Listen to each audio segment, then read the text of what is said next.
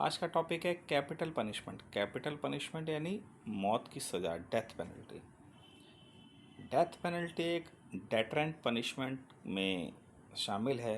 Deterrent punishment का एक form है और इंडिविजुअल को it is punishing an individual for the harm they have cause to another and believe to be discourage others to may do the same. मतलब कोई harm हुई है तो ये माना जाता है कि इसको वो सज़ा दो कि दूसरे इससे इसको देख के सबक सीखें और डिस्करेज हों कि ऐसा ना करें। एंशियंट टाइम से ग्रीक है, रोमन्स है, वो रेप का, देशद्रोह में, मर्डर में, आगजनी में मौत की सज़ा देते थे। हमारे यहाँ भी सज़ा होती थी, भारत में भी उस दौरान। भारत में आदिकाल से मौत की सज़ा का प्रचलन है, महाभारत में भी है मौत की सज़ा का प्रचलन।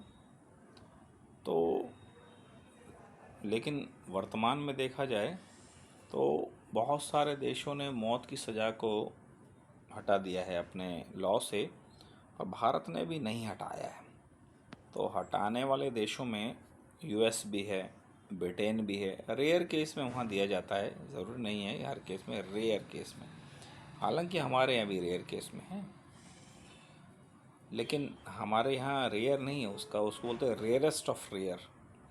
Rarest of rare doctrine, rarest of rare मतलब रेयर में भी रेयरेस्ट, गंभीर से गंभीरतम, बिल्कुल एक्सेप्शनली हीनियस हो क्राइम, मोड हीनियस हो, बहुत ही जघन्य हो, तो जाके मौत की सज़ा मिलती है।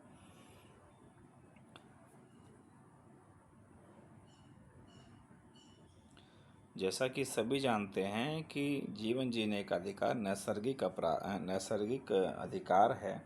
सबको जीवन मिलते के साथ ही, पैदा होते के साथ ही अधिकार मिल जाते हैं। तो ऐसी कौन सी प्रक्रिया है जिसके तहत इस अधिकारों को छीना जा सकता है?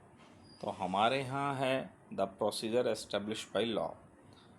By procedure establish by law, उसके जरिए यानी नियम कानून में जो विधि दी गई है उसी के द्वारा किसी का जीवन छीना जा सकता है, अदरवाइज़ किसी का जीवन नहीं छीना जा सकता।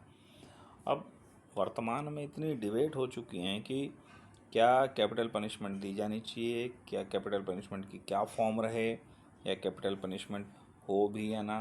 तो इन चीज़ों के लिए बड़ी व्याख्याएं चल रही हैं, और इन व्याख्याओं के बीच कैपिटल पनिशमेंट एक हॉट इशू है। आइए देखते हैं। कॉन्स्टिट्यूशनल प्रोविज़न है राइट टू लाइफ है हमारे यहाँ आर्टिकल 21 के तहत, right to life and personal liberty. तो ये कहता है सबको राइट टू लाइफ और पर्सनल लिबर्टी एक्सेप्ट, सिर्फ सिवाय उस, यानी एक्सेप्शन है सिवाय उसमें, ये procedure establish by law.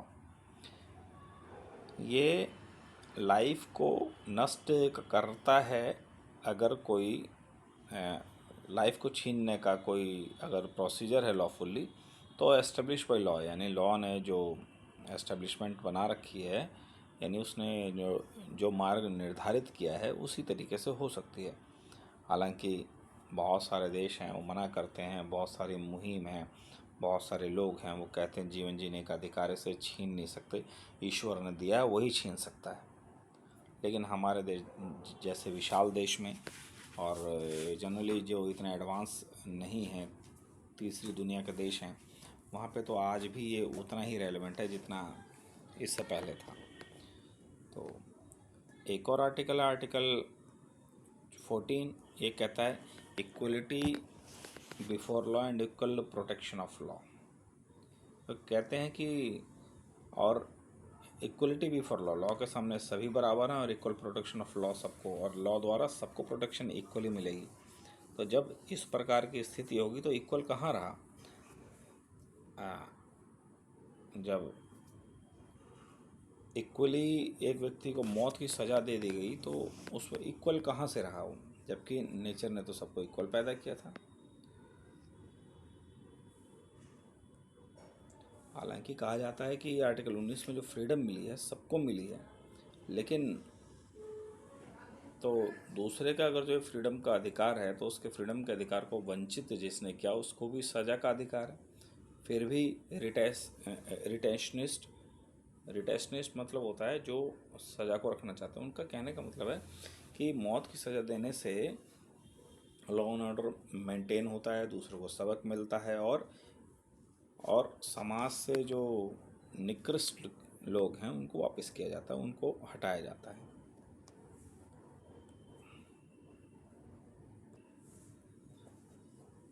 Bharat में सबसे पहला बच्चन सिंह का केस था, स्टेट ऑफ पंजाब 1980 में। इसमें ही डेथ पेनल्टी को कॉन्स्टिट्यूशनल बताया और कहा कि रेयरेस्ट ऑफ रेयर केसेस में डेथ पेनल्टी दी जा सकती है, मौत की सज़ा दी जा सकती है। और doctrine of rarest of rare का अर्थ है डेथ पेनल्टी उसी केसों में हो जब अल्टरनेटिव पनिशमेंट जब नहीं हो, या अल्टरनेटिव पनिशमेंट उतने यानी उतने वैलिड ना हो पा रहे हैं या इतने इफ़ेक्टिव ना हो पा रहे हैं। यदि किसी को उम्र कैद देने से या किसी अन्य प्रकार की कैद देने से उसकी मौत की सज़ा हट सकती हो तो उसे वही सज़ा दी जानी चाहिए। रेयरेस्ट ऑफ रेयर का अर्थ है कि जब अल्टरनेटिव जो सज़ाएं हैं, जो इसके अलावा सज़ाएं हैं, वो उसके लिए पूरी नहीं पड़ रही हैं या उसके अपराध को देखते हुए उतनी अच्छी नहीं हैं। आगे जाके 83 में 1983 में मच्छी Singh versus state of Punjab का केस आया। इसमें रेयरेस्ट ऑफ रेयर को और ज़्यादा डिफाइन किया गया डिटेल में। MP ठक्कर साहब थे, उन्होंने बताया कि भाई 5 गाइडलाइन है। पहला, मैनर ऑफ मर्डर करने का जो तरीका है वो क्या है।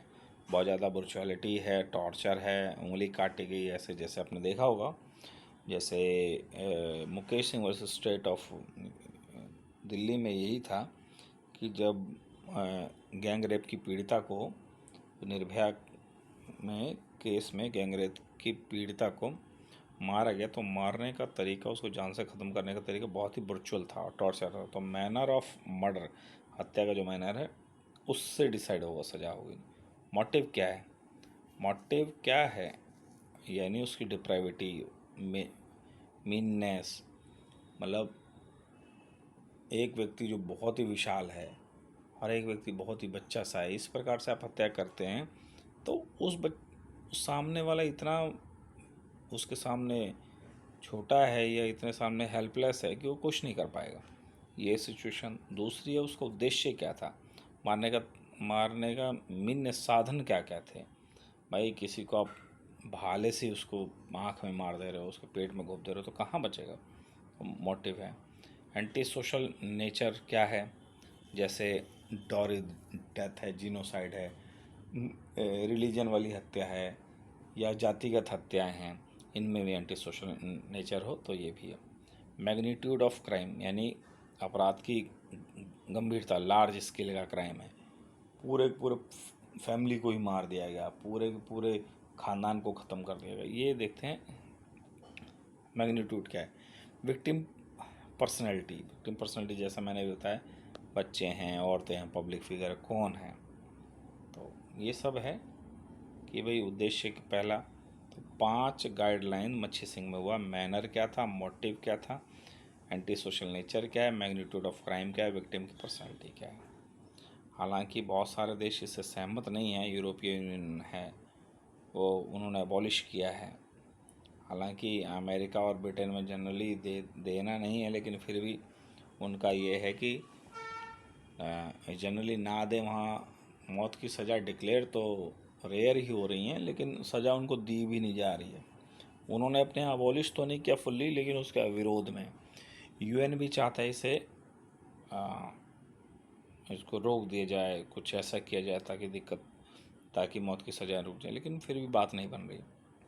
कंक्लूज़न ये निकलता है, डेथ पेनल्टी प्यूनिटिव तो है, मानवता के खिलाफ में अपराध तो अगर किसी ने किया है तो उसको सज़ा मिलनी चाहिए, और सज़ा विशाल देश, विशाल भौगोलिक और सामाजिक पृष्ठभूमि, आर्थिक पृष्ठभूमियों के अकॉर्डिंग होना चाहिए।